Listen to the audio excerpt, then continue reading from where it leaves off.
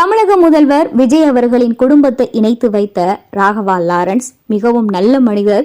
திருச்சி கிழக்கு தொகுதி இடைத்தேர்தலில் தமிழக வெற்றிக் கழக சார்பில் நடிகர் ராகவா லாரன்ஸ் போட்டியிடப் போவதாக சமூக வலைதளங்களிலும் ஊடகங்களிலும் பரவலாக பேசப்பட்டு வருகிறது. 2026 சட்டமன்ற தேர்தலில் திருச்சி கிழக்கில் போட்டியிட்டு வெற்றி பெற்ற தாவேகா தலைவர் மற்றும் முதலமைச்சர் விஜய் தனது மற்றொரு தொகுதியான பெரம்பூரை தக்க வைத்துக் கொண்டு திருச்சி கிழக்கை ராஜினாமா செய்தார். இதனால் இந்த தொகுதிக்கு தற்போது இடைத்தேர்தல் வர உள்ளதாகவும் பேசப்பட்டு வருகிறது.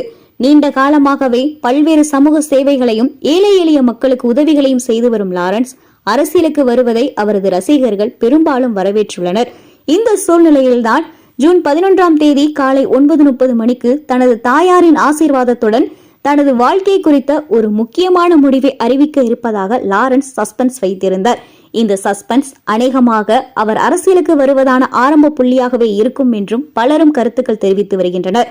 தற்போது லாரன்ஸ் அவரது கடைசி படப்பிடிப்பான பென்ஸ் படப்பிடிப்பில் தற்போது உள்ளதாகவும் அந்த பென்ஸ் படப்பிடிப்பு தற்போது லண்டனில் நடந்து வருவதாகவும் தமிழக முதல்வர் விஜய் அவர்களின் மனைவியான சங்கீதாவை லாரன்ஸ் சந்தித்ததாகவும் இருவரும் சுமார் 15 நிமிடம் பேசியதாகவும் இந்த பேச்சுவார்த்தையின் போதுதான் லாரன்ஸ் சங்கீதாவிற்கு ஒரு அண்ணனாக அறிவுரை கூறியதாகவும் இருவரும் சேர்ந்து வாழ வேண்டும் என்று கூறியதாகவும் மக்களும் அதைத்தான் விருப்பப்படுவதாகவும் தமிழ்நாடு மக்கள் எதிர்பார்ப்பதை நீங்கள் கண்டிப்பாக நிறைவேற்ற வேண்டும் என்று லாரன்ஸ் சங்கீதாவிடம் கூறியதாகவும் இதுவரை வாழ்க்கையில் நடந்த தவறுகளை தூக்கி எறிந்துவிட்டு இனிமேலாவது நன்றாக வாழ வேண்டும் என்று கூறியதாகவும் பிள்ளைகளுக்காவது நீங்கள் சேர்ந்து வாழ வேண்டும் என்று லாரன்ஸ் கூறியதாகவும் விவாகரத்து என்பது ஒரு முடிவாக இருக்காது என்று கூறியதாகவும் இப்படி எக்கச்சக்கமான அறிவுரைகளை லாரன்ஸ் ஒரு அண்ணன் தரப்பிலிருந்து சங்கீதாவிற்கு எடுத்து கூறியதாக சில தகவல்கள் சமூக வலைதளங்களில் வெளியாகியுள்ளது.